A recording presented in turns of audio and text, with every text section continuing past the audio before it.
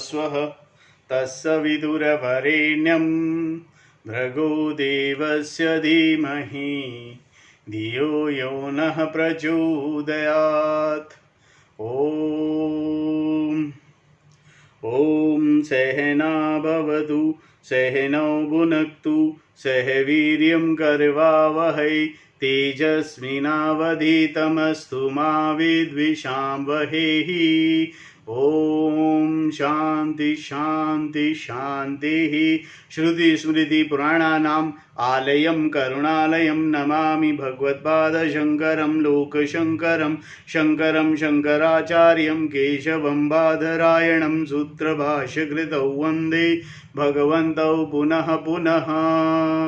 ॐ त्वमेव माता च पिता त्वमेव बन्धुश्च सखा त्वमेव विद्या द्रविणं त्वमेव सर्वं मम देव।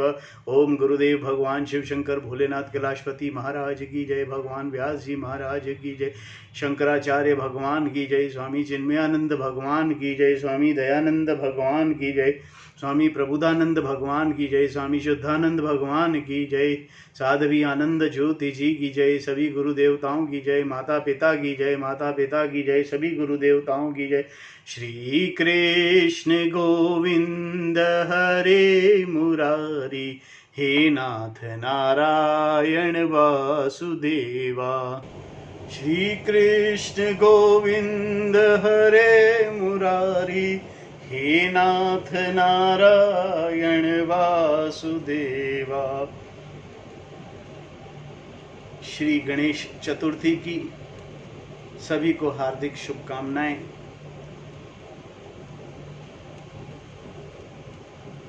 Shrimad Bhagavad Gita chapter 5 and we have to start verse number 22.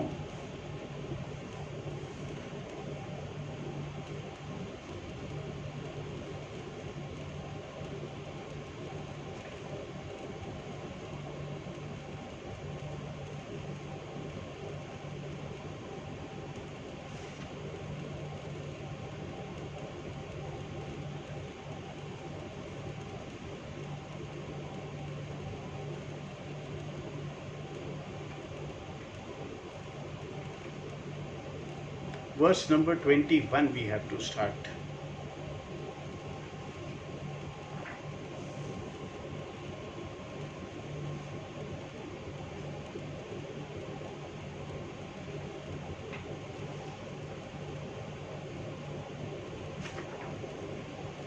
Okay, let's see. In verse number 21, Bhagavan says the happiness of such people does not wane away. Such people means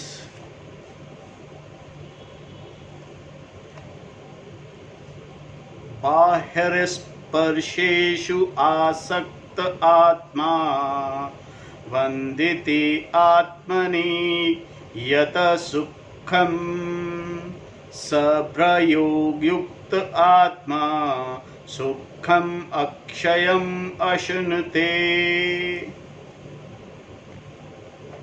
Bhagavan says, the one whose mind is not attached to the external sense objects gains limited happiness in oneself. Whereas if his mind is endowed with the knowledge of Brahman, he gains that happiness that does not wane, that does not go. The one who is not attached to the external objects, who is not attached to ragas and dveshas, who is not attached to the karma phalas, gets limited happiness because his antakaran is shuddha. This we have already seen, discussed also. He gets limited happiness. Limited means the happiness is limited for time being. He is again involved in karma. So his happiness is time bound. His happiness is limited. But if his mind is endowed with the knowledge of Brahman, if he after his understanding about ragas and dveshas, the knowledge of Brahman is also gained through the Shastras, then his happiness is unlimited.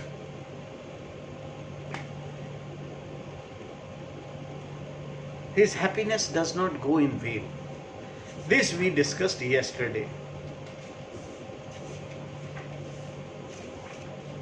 So today we will see verse number 22. Enjoyment are potential cause of sorrows.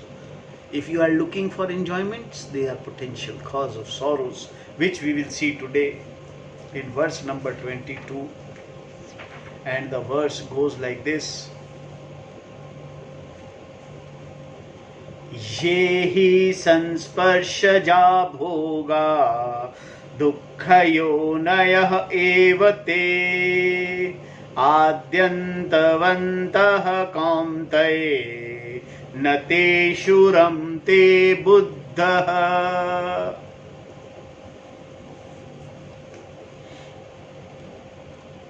Kaunteya, O son of Kunti. Arjuna was Kunti's third son. So he is referred as Kaunteya here. Because those which samsparshajaha, born of contact between sense organs and desirable objects, sense objects and desirable objects. Those who are born of contact, those bhogaha, enjoyments, they dukkha yonaya eva, are the source of pain alone. Adi antavantaha, and they have beginning and end. Buddha, the wise person, teshu, in them, naramate, do not reveal. The objects, the happiness which is born out of, which is born due to sense organs, देखने से, सुनने से, सूंघने से, बोलने से, जिह्वा से, अत्यंत अन्य सेंस ऑर्गन्स से, enjoyment born out of sense organs, or desirable objects, the objects you desire, the enjoyment born out of these objects, whether sense objects or desirable objects, leads to dukkha, leads to pain, dukkha, dard, because they have beginning and end. When you get it, it begins, and it has an end also, because if it begins, it has an end. There is no way, if something has begun, it has to end. Everything is time bound. Everything is in time. That is why they are time bound. Whereas I am not time bound. The self is not in time. The time is in self. I am not in time. That is why I am not bound by the time. Therefore, knowing me means Brahman. Knowing Brahman, because Brahman is not time bound. So the happiness gained by knowing Brahman is everlasting. It does not have end.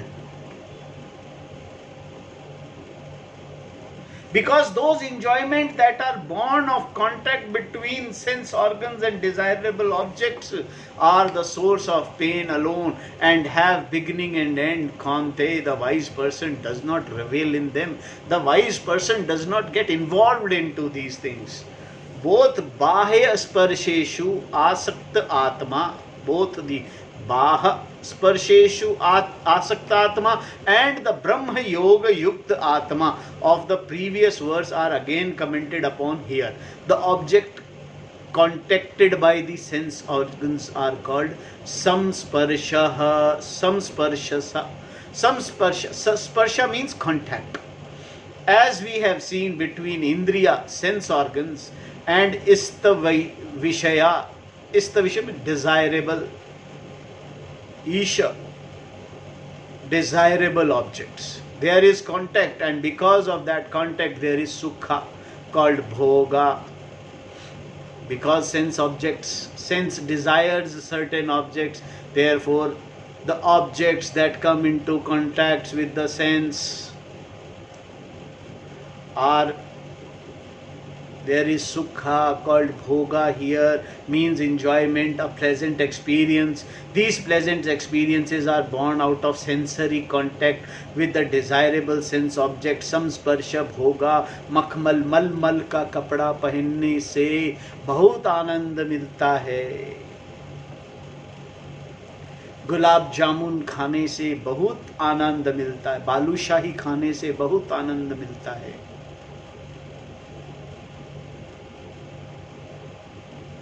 ये सब sense objects, sense इंद्रियों द्वारा प्राप्त किया गया सुख. Krishna also says that here these enjoyments are potential cause for sorrow. Dukkha yonayaha. Yoni means warp.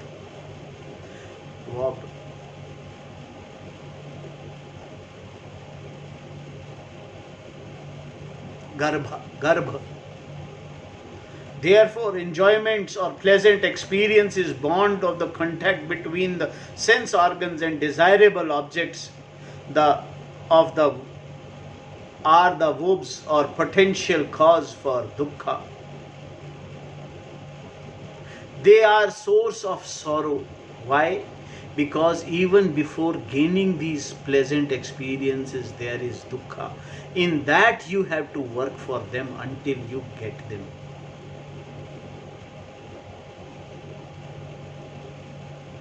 देखो साहब, बहुत बड़ी बात कह दी भगवान ने यहाँ पर. भगवान कहते हैं, because even before gaining these pleasant experiences, before even starting to work for these experiences, there was dukkha. दुख था, तकलीफ थी.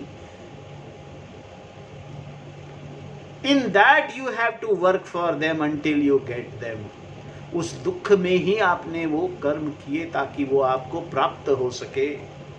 To bring the desirable object or pleasant experience into alignment with the sense organ is not an easy thing. If you want to see an object that is away from you, you either have to take yourself to the object or bring the object to you. If it is a mountain, you have to go to the mountain. If it is something else, you may be able to bring it to yourself. Either way, you have to work for coming into contact with it. You either have to come in contact with the object or it has to come in contact with you. This contact has to take place, which is itself implies lot of efforts on your part, and this is the only beginning. किसी भी भोग वस्तु को प्राप्त करने के लिए पहले मेहनत करनी पड़ती है, दुख भोगना पड़ता है. When the contact take place, तब वो आपको प्राप्त होती है. It must be proper, it must be desirable. The sight of a favorite dish may make you happy, but if when you put into your tongue it is too hot, there is a problem. Gulab jamun बहुत अच्छा था, market गए, पैसे खर्च करे, डिब्बे में pack करा के लाए, उसको अवन में रख के गरम भी किया, चम्मच से काट के जैसे ही मुंह में रखा तो पता लगा बहुत गरम है.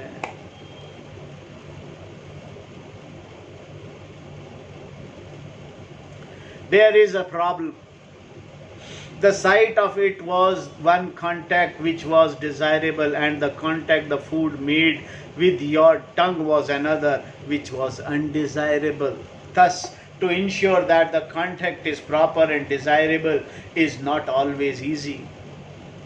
Desirable experience cannot last. How long the desirable contact can last in another problem. The process of experiencing an object itself may exhaust the object, and then you will miss the contact, or you yourself may become tired and therefore unable to continue the contact. The attitude or the mood to enjoy also goes away, and again you lose the contact.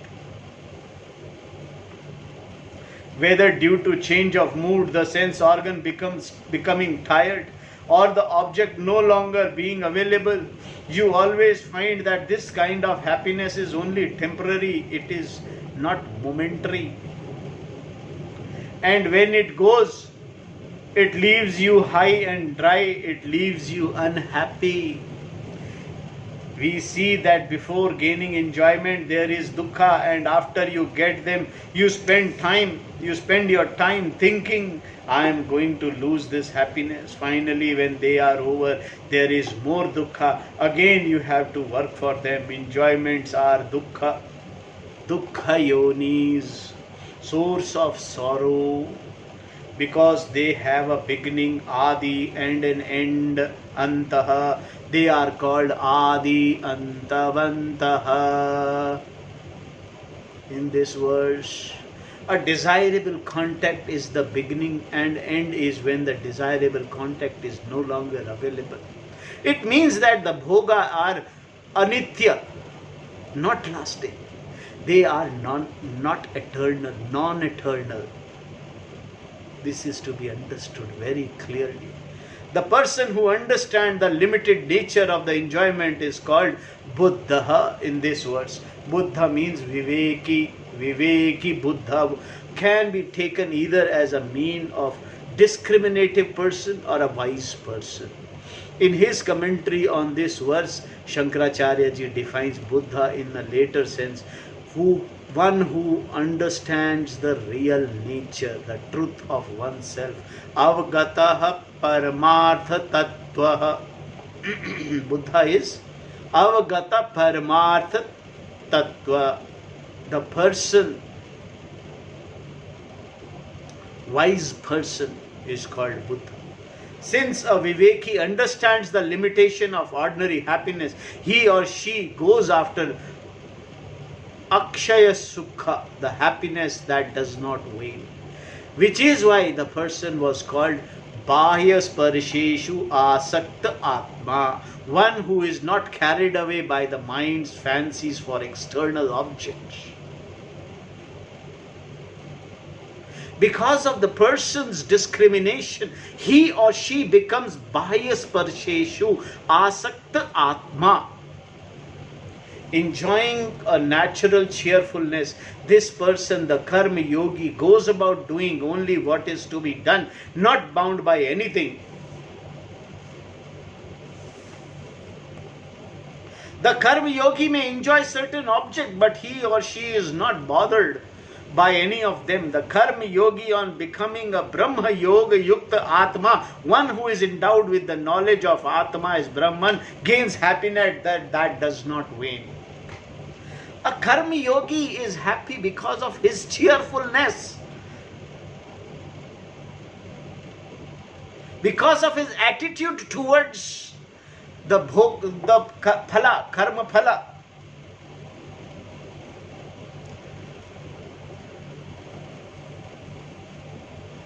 That he is a karma yogi. If this karma yogi, on becoming Brahma yogi, Brahma Yoga Yukta Atma, one who is endowed with the knowledge of Atma, the Brahman, Atma as Brahman, gains the happiness which does not wane. Further, Bhagavan says, giving oneself to one's desire.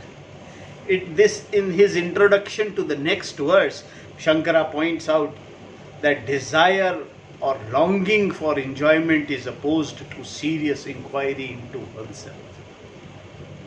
If you really want happiness to continue, if you want happiness to continue forever, then Bhagavan Shankara points out that desire or longing for enjoyment is opposed to serious inquiry into oneself, an inquiry that requires certain maturity. A person who wants to understand Atma, Brahman, the ultimate, and who at the same time wants to go to discourse will have no time for such inquiry. The person who is looking for unending happiness cannot have time for inquiry into Brahman. First, the mind of such a person has to be fixed up, but one will not have any time for that either.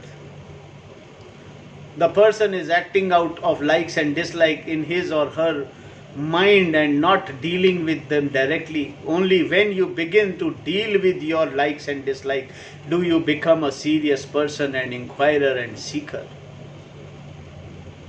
If you want real happiness, real happiness, then you have to inquire into the Shastras, because only way of absolute happiness is knowing Brahman, not in discourse.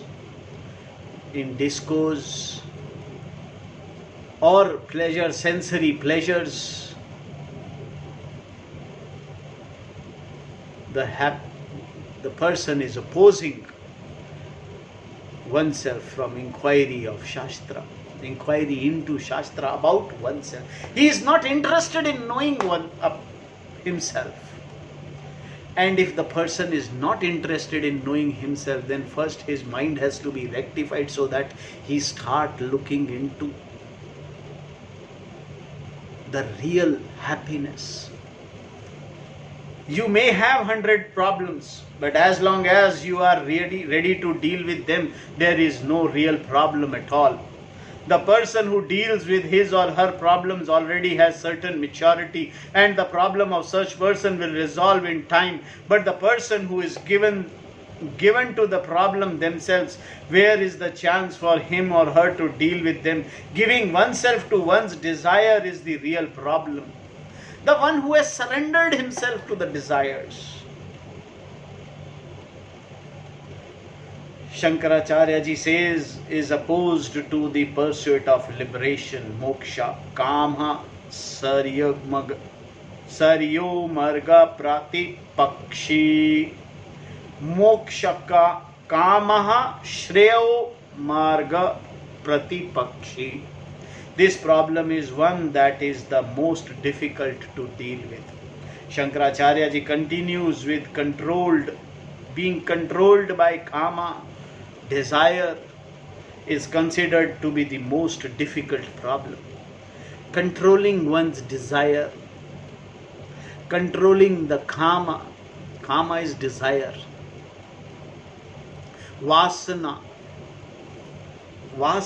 Controlling vasanas is considered to be the most difficult problem, because it becomes the cause for that which you do not want. Dukkha in all of its many forms. For example, if you lose your health due to overindulgence of certain desires, you will also lose your money and variety of other things in the process. Or losing your money, you may lose your health, and these kamas in the form of raga, dvesha are not easy to eliminate. Durnivara, in other words, they are difficult to get in hand.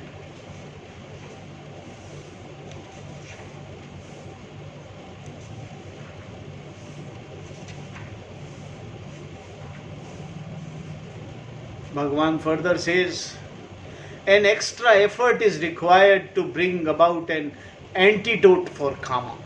You require an antidote.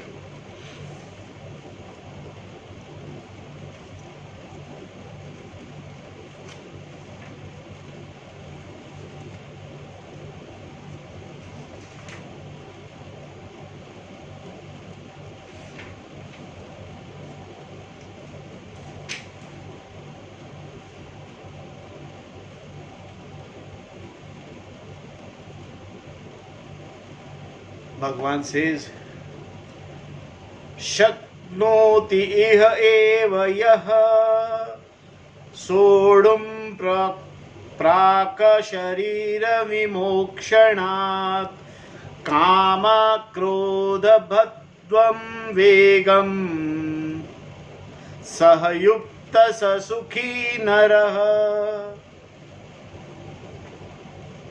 Yah, the one who Prak Sharira Vimuk Sanat, before release from the body, Prak Sharira Vimuk Sanat, Kama Krodha Udbhavam, born of anger and desire, Vegam, the force, Iha Iva, here itself in this world, Sodham, Shodham, to master.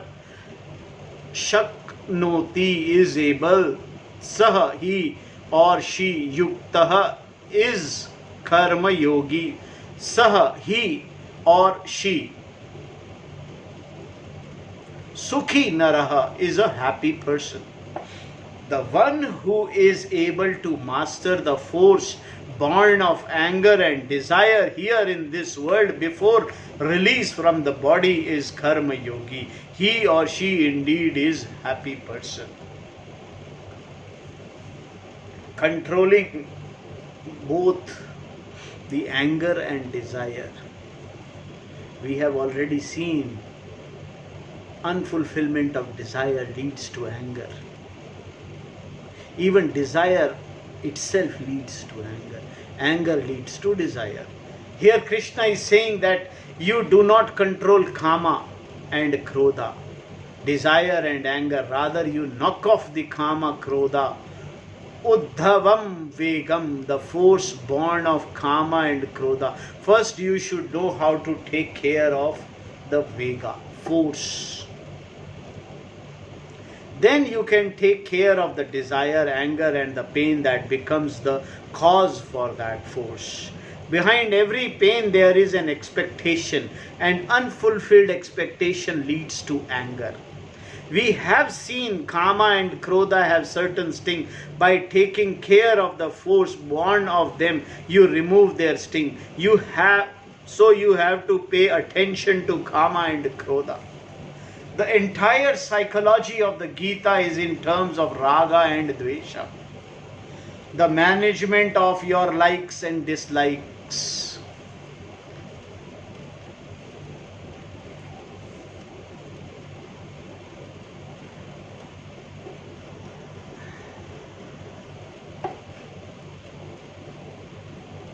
By managing likes and dislikes, a normal person can overcome any psychological problem that he or she may have. Such a problem are natural. That you are angry is normal. If you are angry, it is normal. That you have desire is normal. Having desire is normal. There is no wonder in it. That you are subject to pain is also normal. This normal psychology is dealt by the Gita in terms of likes and dislikes. Kama, desire, is a common word for both raga and dvesha. Kama is purely a want. The thought process through which you desire an object, an end, is called kama. The desire can be either to gain something, raga, or to avoid something, dvesha, to retain something gained, or to get rid of something that you already have. Kama produces certain force and symptoms which are indicative of the virulence of desire. If these symptoms were not there, you would not know whether the kama was binding was a binding desire or a non-binding desire. If one has a desire that is not fulfilled and one does not get upset in the process, then that desire is not binding desire. We are not dealing with non-binding desires here. We are dealing only with those that produce vega, force, which makes you intense to achieve that desire. The vega is the outcome of desire and is something that indicates the virulence or the intensity of kama as well as krodha that result if the desire is not fulfilled. The vega described here by the expression kama krodha udbhavam vegam, the force that is released by the burn of kama and krodha, is the ultimate object to be mastered. Another important expression used in this verse is prak sharira vimuksanta sanat. Vimok sanat. Prak means before. Prak. Vimoksana means release. Vimoksana. I am pronouncing wrong. It is Vimokshana. Release. See, pronouncing Sanskrit words is difficult. And here we are not discussing about pronouncing of Sanskrit words or the Sanskrit shlokas. I may not be very good in reciting shlokas because I haven't done recitation of shlokas. I have gone through the text with the help of Swamiji only. He has taught us the text. Shlokas are the sadhanas. Shlokas and Sanskrit terms, all language and the words, what is it called? Vocabulary of any language is only sadhan for knowing the topic, the self.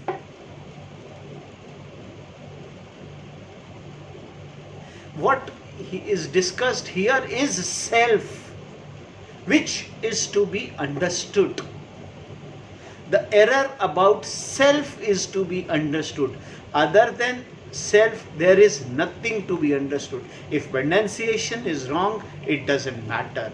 If my sloka recitation is not good, it doesn't matter. What matter is if I am able to convey the topic.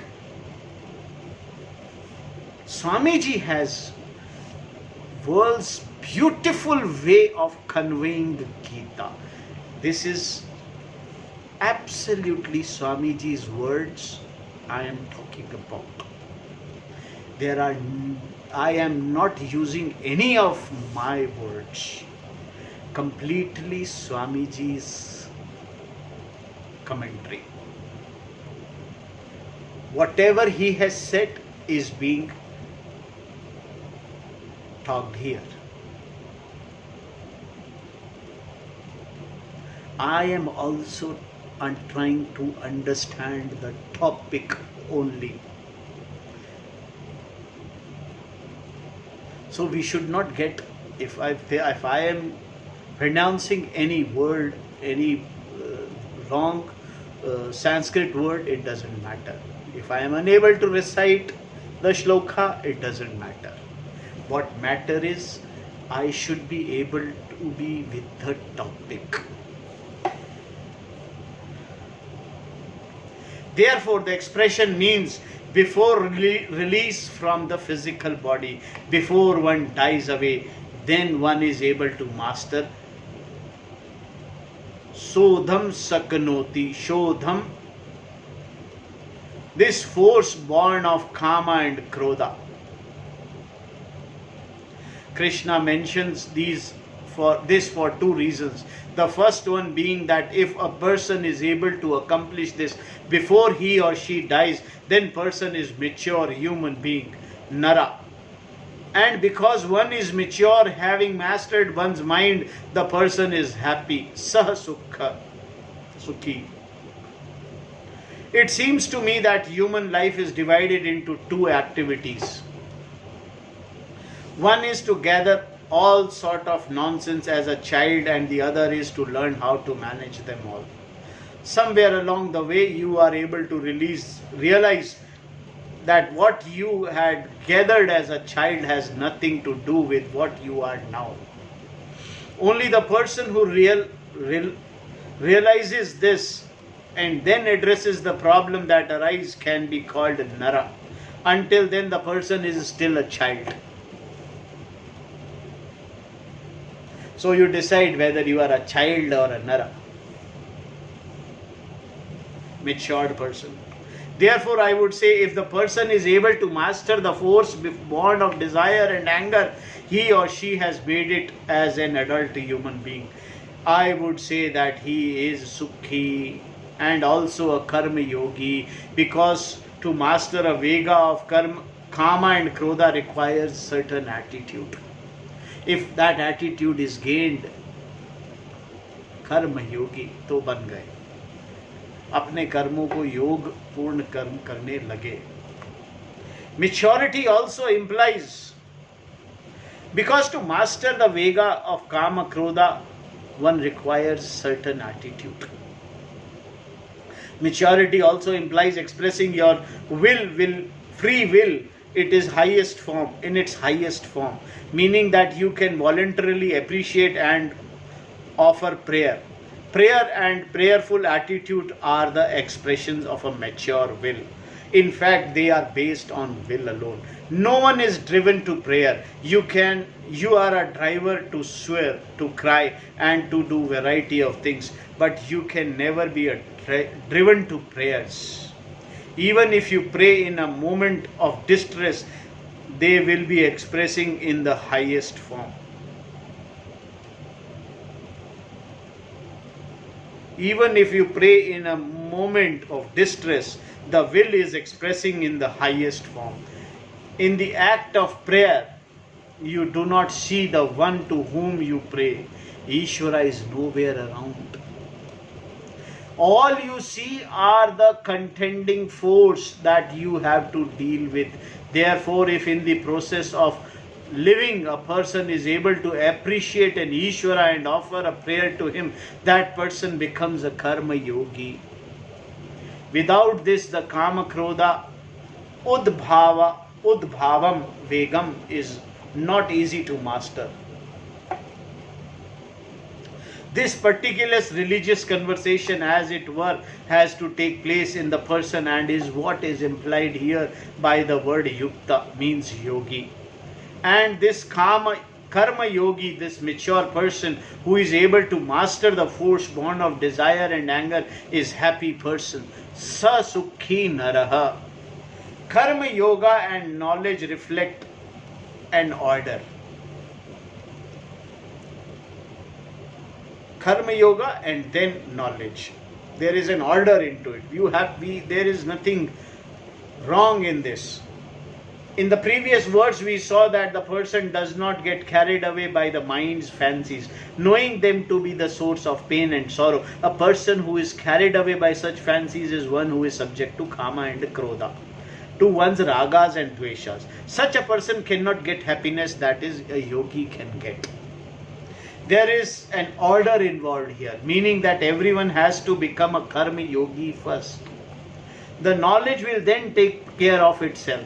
And when does all this take place? In this life itself. In this life only. There is no other life. In this life only. If you follow Karma Yoga, the knowledge will take place. In this life doesn't mean it means in this form only, in this way only. This life means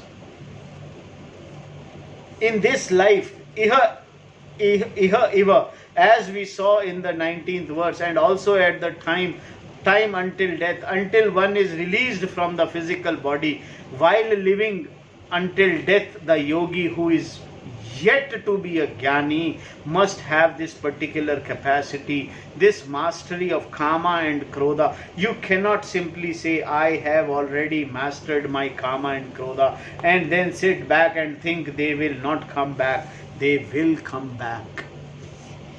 There is no such a thing as one day I mastered them, therefore they will not come back. This is not one day problem that you deal with for once. It is something that has to be dealt with every day until death. Shankara makes it clear here. We have already seen that in terms of knowledge, liberation or moksha can happen at any time in your life, even in old age. This is another meaning of expression prak sharira vimukshata vimokshanta. At any time, while living here in this world, in this physical body, this knowledge can be accomplished by a matured human being. The force of kama and krodha continues until death. In his commentary to this verse, Shankaracharya emphasizes until death, meaning to make it clear that Vega, force released by kama and krodha by your raga dvesha, operates throughout your lifetime until death, just as the force of hunger and thirst does. For the living person, this Vega definitely take place. It is not something that happens one day and goes away the next. And what is its cause? The cause are endless. Shankaracharya says, Anantaha nimittvan hi saha Vegaha. What makes you angry? There are countless situations that can cause anger. Therefore, there is no end to the force, Vega, that is born of desire and anger. In certain situation, there will be no force, whereas in other situations, the Vega will be there in various degrees, and the kama krodha from which this force comes can be virulent indeed. Necessity of alertness, necessity for alertness. Until you see something, you may not have kama at all. Until you have seen gulab jamun, you will not have desire for it. But once it has been sighted, kama is there. Similarly, there can be kama with reference to what is heard. Thus, you find that kama can take place at any time, which is why Shankaracharya ji described Vega as that for which the cause is endless. Therefore, in terms of tackling or mastering the force born of kama krodha, you must be alert. You should not relax. It does not mean that you should become tense. It simply means that you should not become indifferent. And from the standpoint of one who is yogi and not a jnani, this alertness must continue until death. Until death means this alertness should continue. And it will continue in the next life also. Until jnana take place, knowledge take place. Until the error is removed. We have seen previously, kama refers to both raga, dveshas here. The emphasis is mainly on ragas, that which is desired by you. Within the scope of your sense perception, an object is seen or heard. You may have experienced the object before as something desirable and therefore you remember it. When you experience this object, it becomes the cause for your happiness and is therefore desirable to you. Then you long for it. This longing is like thirst. A thirst for object that makes you happy. The longing itself is called kama. All desires are not the kamas that we discuss here, only those which are binding. Those which are binding are kama. Kamas are putra moha, stri moha, dhan moha. Krodha is born of your seeing or remembering something that is opposed to your desire, opposed to your longing, causing you pain. Naturally, between kama, desire, and krodha, anger, certain pain is involved. Anger would not come unless there was a pain in between. When your expectation is not fulfilled, there is pain, and you consider to be the and what you consider to be the obstruction or cause of the pain becomes the object of your anger. Thus, kama itself causing pain, dislike, and hatred turns into what is called a locked up anger, krodha. The force that arises out of this kama krodha refers to in this verse as kama krodha udbhavat vegam is what needs to be mastered.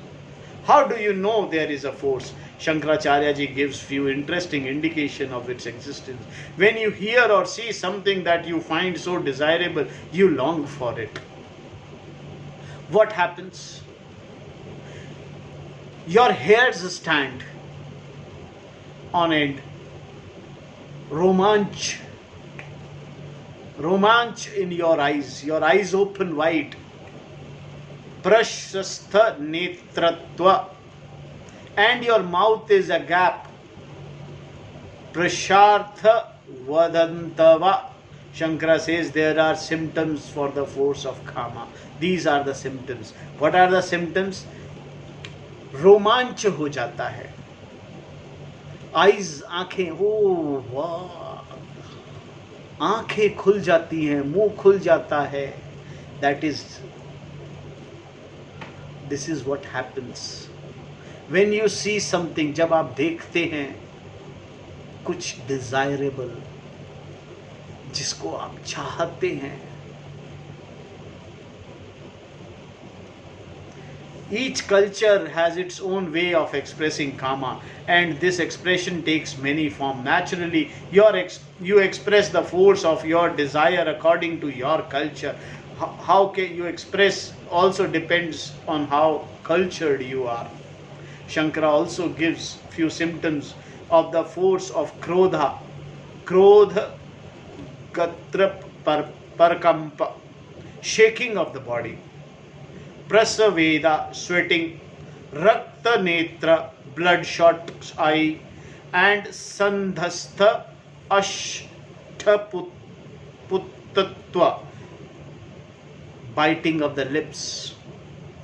Other symptoms of the force arising out of anger are shouting, screaming, heavy breathing, and so on. When the force of kama, krodha is there, you are no longer in charge of the force itself is in charge.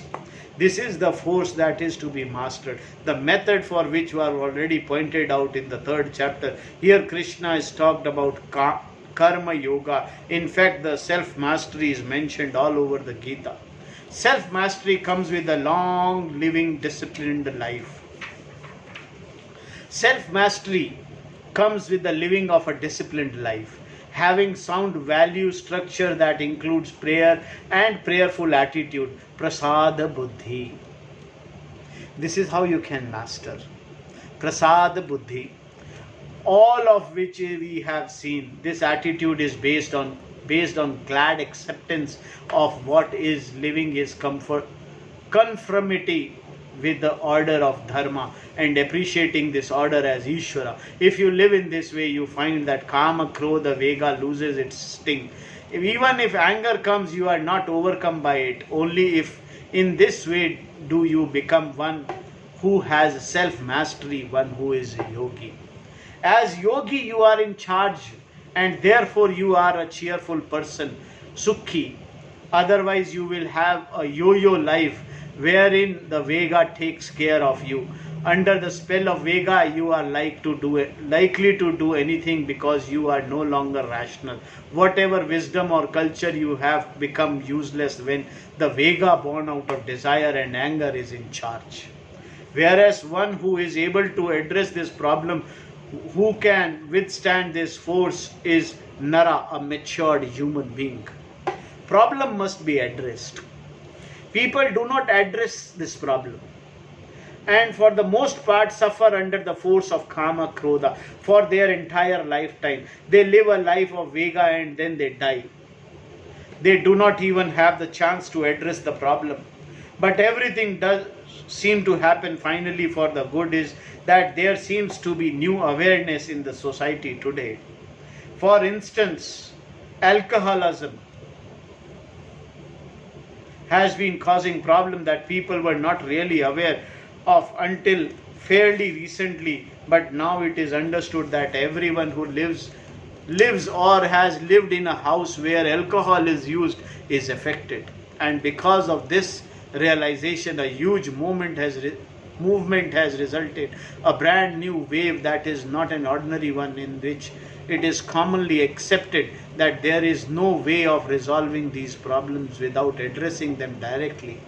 And to do this, it is not accepted that there must be a program of conversation through prayer and religion. This is what even our Prime Minister has. No Prime Minister ever spoke about having toilets.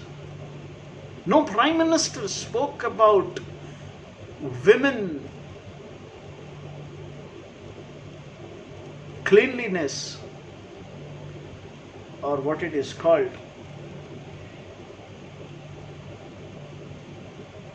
He spoke. He has the guts to speak for what is right.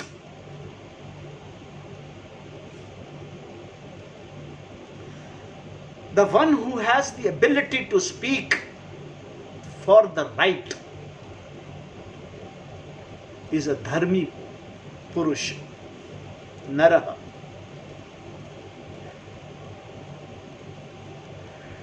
He has talked about the dignity of woman. A better society may be a natural outcome of this particular awareness alone, because those who go through this program of conversation and experience the changes that such a program implies will become saintly people. These people will be sensitive to the problems of others. They will be people who do not harm others and who are very understanding and mutually helpful to each other. Having come through their own problems, they understand the problems of others. They know what pain is and why others behave the way they do. Perhaps then we are in the new society because of alcohol, or maybe because of sanitation. Addressing the problem is the main point here. That you have a problem is not important, because you are not responsible for it. It has all been picked up over a period of time. You did not go out looking for your problems because you wanted to have problems. Rather, they are problems that you happened to pick up. But you must address them here while living in this life, in this physical body, before you die. First you pick up the problem and then you solve it. It seems to be how growth is. You create hurdles and then try to jump over them. That is the fun of it all. Life is like hurdle race. The race itself is fun, but when you create hurdles and then try to jump over them, it makes the race even more fun, because you have free will. This situation is inevitable. The world is like what it is because it cannot be better right now. If you were already programmed that is, without free will, there would be no human being at all. Nor would be Gita or any further evolution. To be a human being implies free will, and once free will is given to you, then wisdom is something that has to be gathered by you. In other words, by free will. Everyone is given innocence first. Then while innocent, you gather problems. But you will also become mature. Enough experiences, pain and sorrow is given to you so that you can become an adult. So you can find the person who addresses the problem becomes a happy person.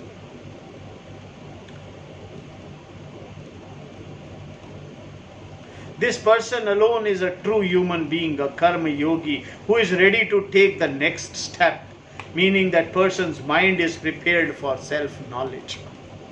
Further, Bhagavan says, the one who has this knowledge reveals in oneself.